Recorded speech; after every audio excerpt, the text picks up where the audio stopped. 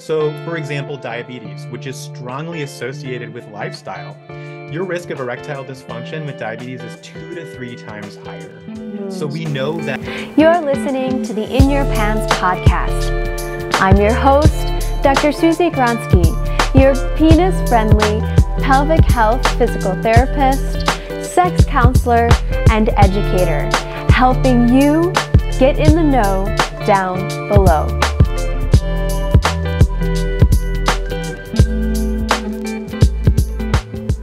On today's show, we are diving into the effects of diet on erectile dysfunction. What medical conditions increase the risk for erectile dysfunction? And what the research says about testosterone testing, and how much does it really play in the etiology of erectile dysfunction? Lastly, we talk about supplements. Supplements for erectile dysfunction promise a quick fix for ED, but what are these companies really selling you, and do they actually work? This episode is filled with so much wisdom from Dr. Jason Stevens, a doctor of clinical nutrition and registered dietitian nutritionist, who completed his advanced practice residency with me, Dr. Susie G., where he worked with men with chronic pelvic pain. He was awarded the Medal for Outstanding Clinical Performance for his residency work. In his 12 years as a dietitian, he has worked as a clinical oncology dietitian, taught clinical nutrition in an accredited educational program for dietetics students, and is currently a full-time college educator. His research interests include advanced level practice in the field of nutrition and dietetics, and the role of nutrition in pelvic health. We hope you enjoy the show. Hi, Dr. Jason. Thank you so much for being on the show today. Hi, Susie. Thanks so much for having me. A pleasure to have you. So let's dive right into it. Let's talk about erectile dysfunction and what the top causes are for erectile dysfunction. Sure, this is a great question. So erectile dysfunction is very complex. So I tend to think of it as having sort of three buckets. So vascular, which we're really talking about the cardiovascular system, right? So in order to get and maintain an erection, your cardiovascular system has to be able to pump blood effectively, right? It can be hormonal. So we talk about things like testosterone, and it could also be psychological. And so it's very complex. As you know, you work with a lot of men who fall anywhere in this whole spectrum of things, and it could be more than one cause. So I think nutrition touches on a lot of those areas, but it often gets overlooked. So it's one of those things that when we think about treating sexual dysfunction or erectile dysfunction, we often don't go immediately to diet. Right, because immediately people go to testosterone. Let's talk about that. Right. Sure.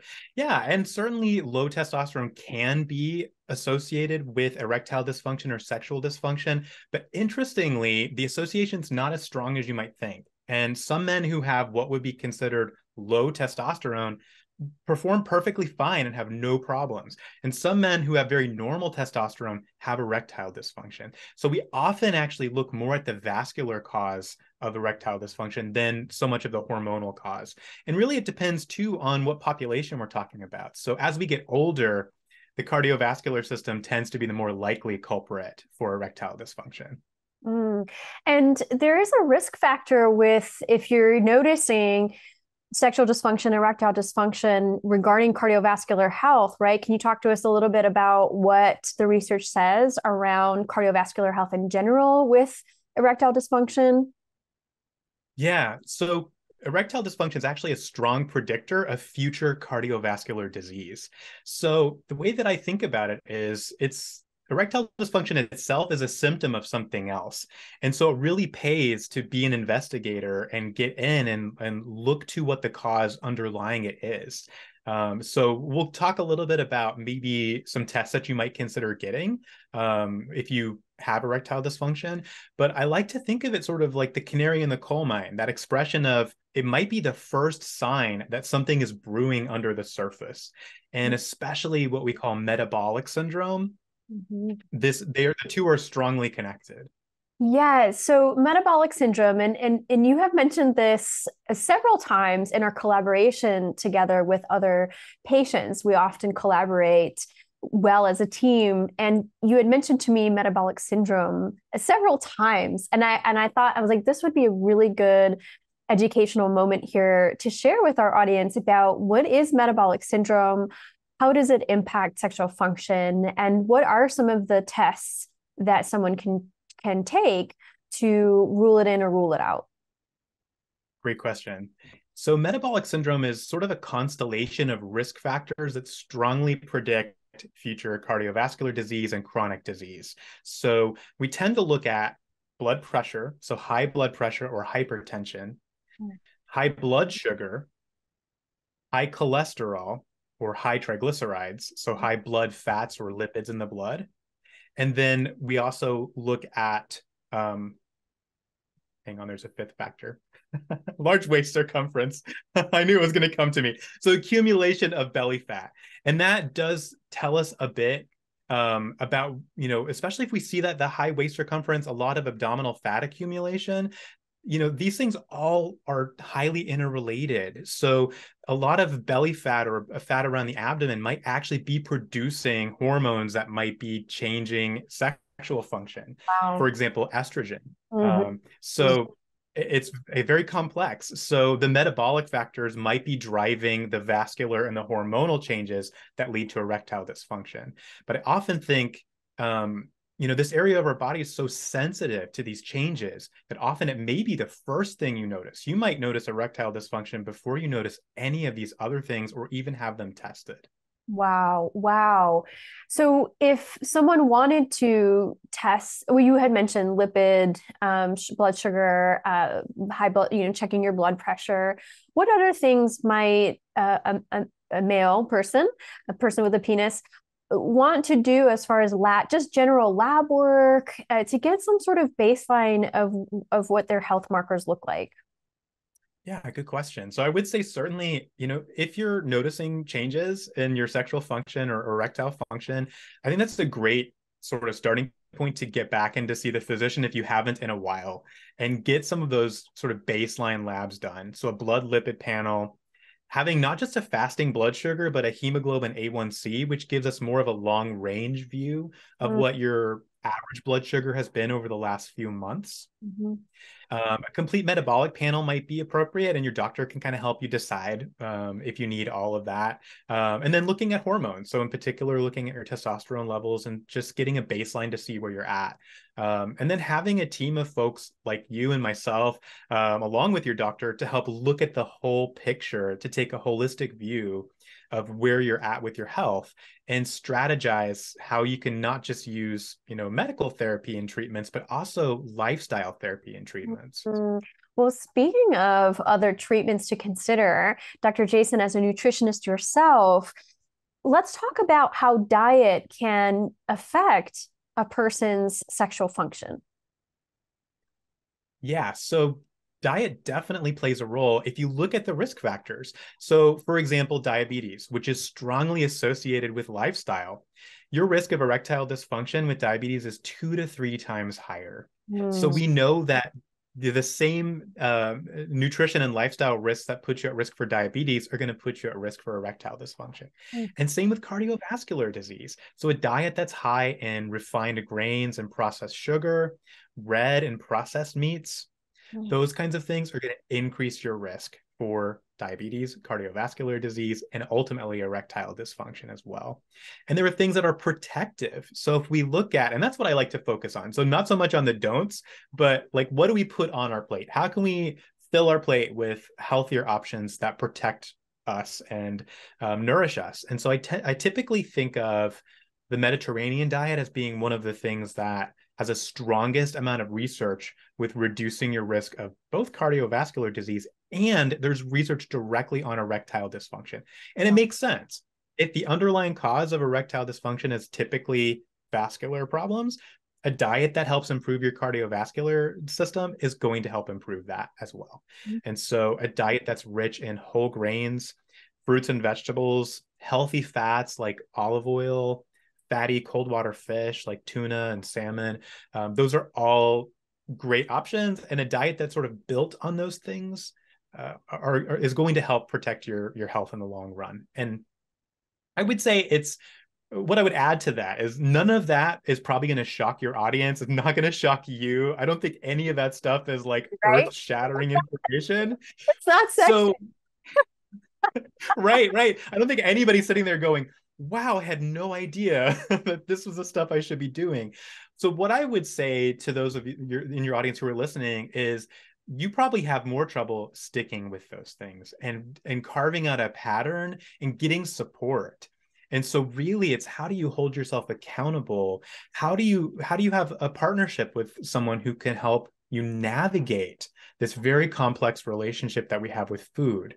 I think that's what people really have more trouble with. Mm. Thank you, Dr. Jason. And you're probably right. You're right on, onto something there. Mm, it's just changing behavior and changing a habit, and that can be very challenging, especially in a world that is driven by convenience and accessibility and the messaging around nutrition in general and food. That health promotion is sorely lacking in all areas of our, at least I can only speak to the United States culture, and our culture, of how that's even promoted, even from a medical perspective. I totally agree. And, in my day job, so my full-time gig is that I'm a college professor. So I teach, typically students who are coming in out of high school or maybe who are kind of in that college range of age. And I always ask them, have you had any nutrition education in your entire K through 12 experience? And I will usually get 2 or 3 hands, and that's it. And so we don't get it during the most important time of our life to really start building those healthy habits. And then we're surprised when it's hard for us to maintain them. So I always think it's not partly it is an education issue that I think if we get that information earlier in life when we can start building those habits. But once we get to adulthood, it's more about our behavior. I think at this point we've heard this message about what we should be doing. It's getting the support. And lifestyle change is hard. So I'm not here to judge anybody. I think we probably talked about this before, but some people think a dietitian is sort of the food police that I'm watching you. When I used to be a clinician, I would go into the cafeteria because I wanted to see what foods my patients were being served in the hospital cafeteria, right? Mm-hmm. And patients would sometimes duck. Like they would see me and go like, oh, no, he's going to look at what's on my plate and judge me. And I think that's the last thing I'm doing. What we're here to do is really listen, support you, encourage you, and understanding we're all human beings, right? That we all have a relationship with food that's complex. It's not just, medicine, right? Like there's that expression, food is medicine. And I think that's true, but it's more than that, right? Food is love, food is culture, food is so much broader than just that. So I think a holistic approach makes the most sense.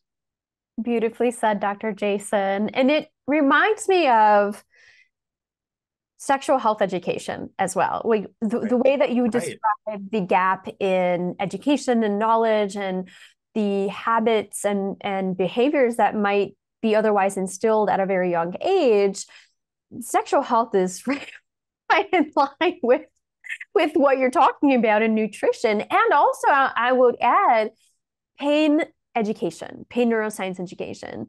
Those 3 things are really lacking in just foundational aspects of understanding our bodies, understanding what we put into our bodies and how we use our bodies influence our overall experience in and outside of our bodies. So thank you so much for shining the light on that perspective, because it does parallel with a lot of other aspects of health promotion in general. And I would say too, that's one of the biggest joys that I get at working with you is that we really look at all of these things that I think are so overlooked, right? And talking about sexual function too, it is sort of a taboo topic where it shouldn't be. And so many of our patients we find, and we also work with guys that have digestive problems. These are all things that a lot of our patients have suffered in silence because we've kept, we haven't done a great job of educating people and getting them comfortable about talking about these things.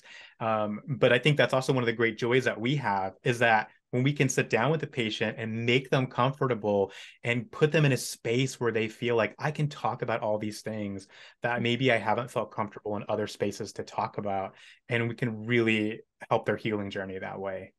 Absolutely, Dr. Jason. And it is really a privilege to be alongside you on this collaborative approach that we support our patients with. So, a little token of gratitude here for you. Thank you. The feeling is 100% mutual. Thank you, Dr. Jason.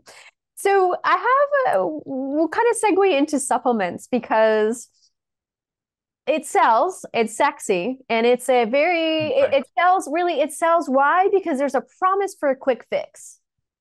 And that's with medications. And I'm not saying that medications don't have, especially for erectile dysfunction, don't play a role as a sexual resource.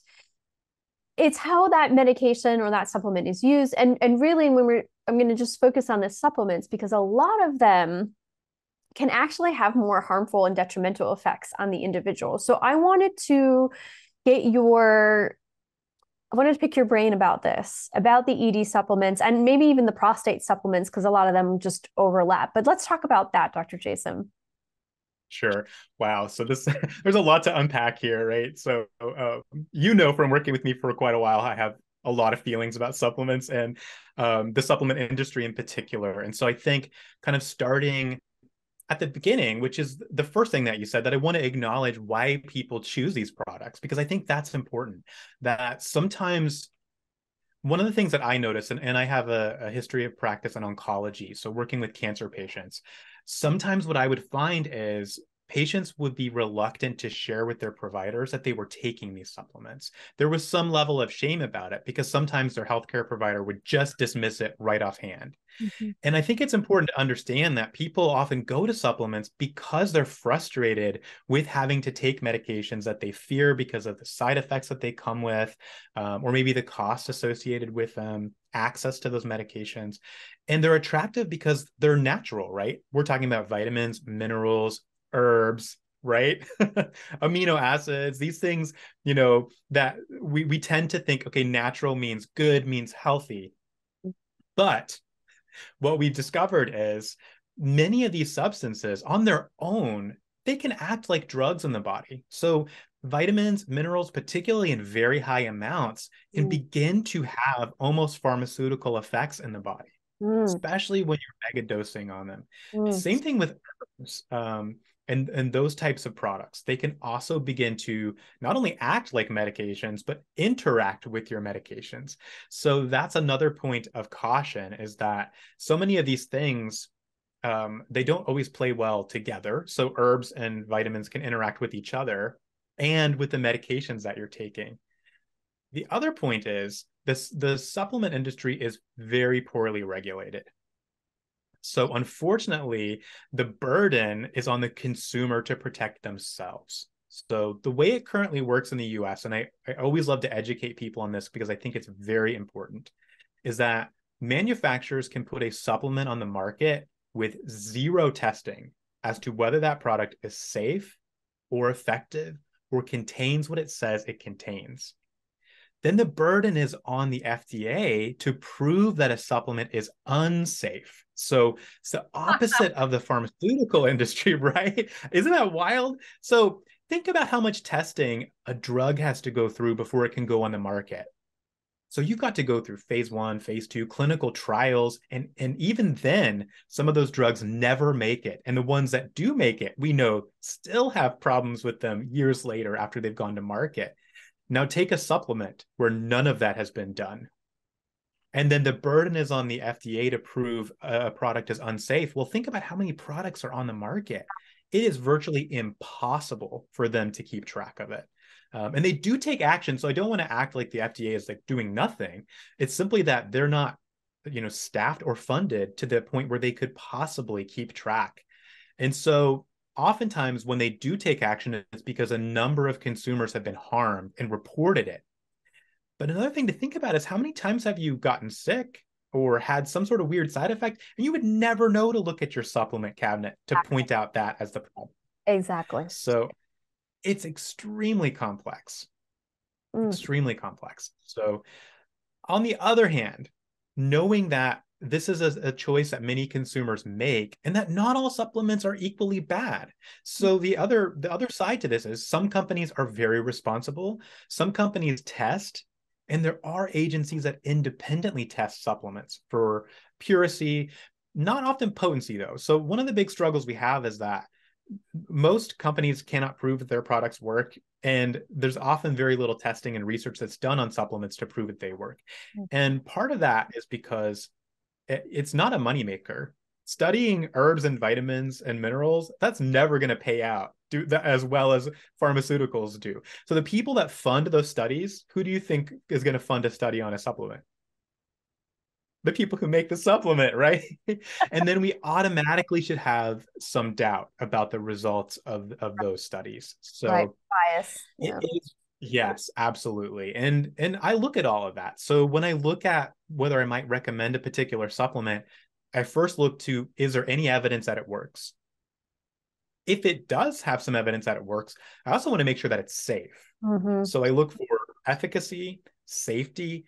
Then I will like research a brand. So I will go to some of the databases that I have access to see, has this brand been tested for purity or potency, making sure it actually has what it says it has in it Mm-hmm. before I make a recommendation to a patient.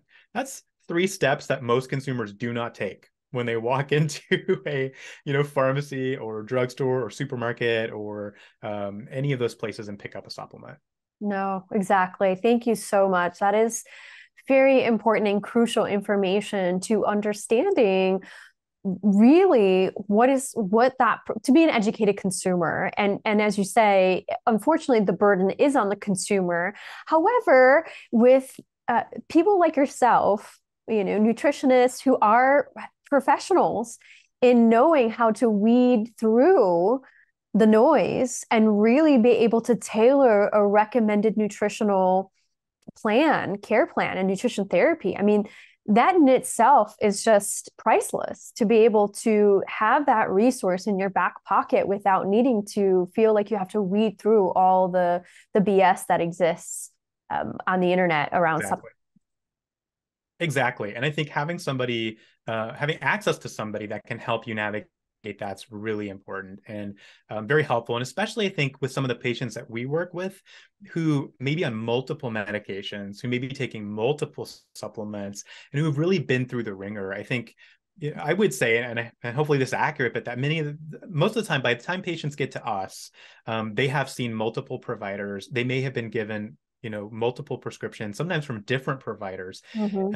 And we really help them navigate that. And we take a holistic look. And I know you are super well educated on all of the medications that have potential sexual side effects, and that you can help. I mean, we don't put or take people on and off medications. We're not qualified to do that, but we can help partner with patients to empower them to talk to their prescribing providers and say, hey, I didn't know, but these medications might be interacting with each other or causing sexual side effects. Or, certainly with supplements, though, I probably take more people off supplements than I put people on supplements.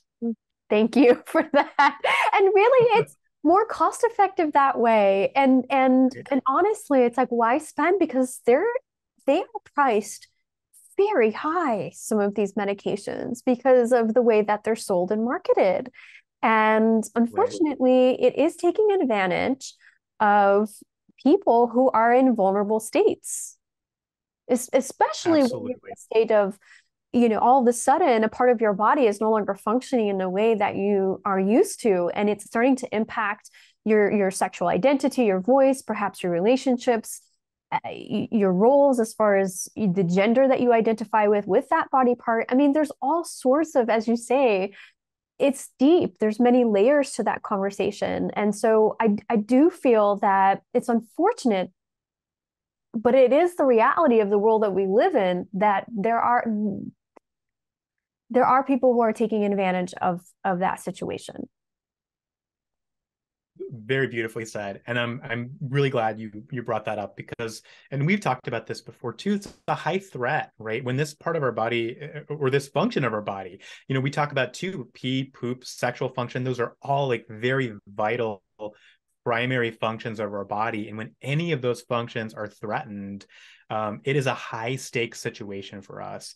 And unfortunately, people do prey on that. And I saw the same with oncology. So when I worked with cancer patients, it was the same thing because it's such a high stakes situation. There are companies and providers that unfortunately prey on that. And the expense too. And a thing I would point out is you're paying for the marketing. A lot of times, like when you pay for a supplement, you're not paying for the ingredient. You can get a lot of this stuff out of the food that you eat. Wow. So we think about nutrients that are vital for sexual function. So for example, zinc, vitamin E, your B vitamins. Sure, you could take that in a pill. You're oftentimes paying much more and getting a lot more than you need out of a supplement than you would get from just eating healthy foods that contain those nutrients, Mhm. right? And unfortunately, carrots don't have great marketing, right? Our fruits and vegetables, their ad councils don't have a huge budget. But your bang for your buck is so much higher with those things. Another thing I'd mention too that I forgot to kind of bring up with diet is it's a slow change, right? I think that we have to sort of equip our patients to understand that when they embark on this journey, particularly changing their lifestyle, the shifts are going to come incrementally. And so it's not going to be an overnight change. Like I eat a salad today and tomorrow, all of a sudden, everything is better, right? I wish that were the case. But unfortunately, it is not. You might get like a placebo effect, right? You might Yeah. or a confidence boost because like, hey, I made a great choice for myself today. Yes. But oftentimes it's the pattern and we could take advantage of that. Part of it is that since it's a pattern, it means that one bad meal or bad. I don't believe in bad foods per se unless they're spoiled or rotten. Those are bad foods. I think everything has its place. Mm. It's about the pattern Mm. and just more often choosing those foods that are going to nourish you and protect your health and Mhm. still finding a way to enjoy the things that you love because I think that's important too. You have to carve out space for those things that make you happy, that make your heart sing. Maybe that's chocolate. You got to have space for that if that's something that you enjoy. That's right. Oh, that's beautiful. Thank you, Dr. Jason, for emphasizing the fact that does take courage, first of all, to acknowledge the spaces that we're in, and then to start to change in the ways that we want to see change. And that isn't an easy overnight task. Like you said, you can't expect to eat a salad and then have a raging erection the next day. Or maybe you can. I mean, Right. maybe again, I only think about what you said about the marketing and how they just don't eat around carrots and food and things like that. Imagine what our world would be like if nutritious food was marketed like some of these sexual aid supplements and Viagra and etc. Like, could you imagine what The line at the grocery store would be, we'd have to like staff the produce section with exactly the produce we would be completely sold out of carrots and greens and etc. I mean, everyone would be fighting themselves off as if it was like, a big sale on Friday after Thanksgiving, sort of thing. So anyway, I do appreciate that emphasis of this is a crock pot process, not a microwave. And to manage, or at least, yeah, manage our expectations around the process and being just present and mindful of the process, appreciating the efforts that you're tending to as far as nourishing your own soil, because that once you do that, once you keep cultivating that, the seeds that you plant, I mean, it's only inevitable that they will ripen, that they will all ripen and they will produce a bountiful array of results and outcomes. absolutely. And I would say too that, if you had a quick fix, I think that experience would be totally different than the long-term shifts that happen when you put in the effort and the work. I mean, imagine that your output is probably comparable to your input. That the more effort and I don't want to say challenge because again, I don't want people to think of these lifestyle changes as being some kind of hurdle they have to Right. overcome, right? Like they just imagine this cornucopia of fruits and vegetables just taking over their life. Like, no, it's not like that, but just that the amount of time it takes, right? That that harvesting kind of metaphor that you use is perfect, because that the time, the attention, it is like that. And I think that the output that you get at the end is going to be so much greater. And I think one of our jobs as providers who work with patients in this situation is sometimes just to help our patients see where they've come from. Is that because sometimes these changes are slow and gradual, we can kind of help them look and see, you know, hey, you may not be to the top of the mountain, but you're halfway up it, and you probably didn't even realize how far you'd gotten. Exactly, Dr. Jason. Well, thank you so very much for this illuminating conversation with you today. I really appreciate all the wisdom that you shared with us. If folks wanted to connect with you, can you speak a little bit about how they can connect with you and work with you if they wanted to? Absolutely. I would say reach out to Dr. Susie. I am part of Dr. Susie's healthcare team. And so if you are working with her, I am available to work with you as well. And so we take a holistic, team-based approach to care for men who have chronic pelvic pain and other related conditions. And so if you think nutrition might be a part of the puzzle for you, particularly not just sexual health, but we work with plenty of guys who have bowel and bladder problems that may be driving some of these issues. We're here to help, and I'm definitely part of the team. So I would certainly say to reach out, and we're here to help. Thank you so much, Dr. Jason. And we'll be sure to link the website, drsuzieg.com, where you can learn more about Jason and his background on our website. So again, thank you so much for being here. And to all of our viewers and listeners, we appreciate you watching and listening. Until next time, my friends, in loving wellness for your pelvis, this is Dr. Susie G. Thanks for listening to today's episode. Be sure to visit my website, drsuzieg.com, for show notes and related resources on today's topic. If you like what you're hearing, head on over to YouTube and subscribe to my channel. On my YouTube channel, you'll find content related to sex, pelvic health, and expert interviews for men. If you got a question or a topic that you'd like me to answer on my channel, be sure to type it in the comment box below.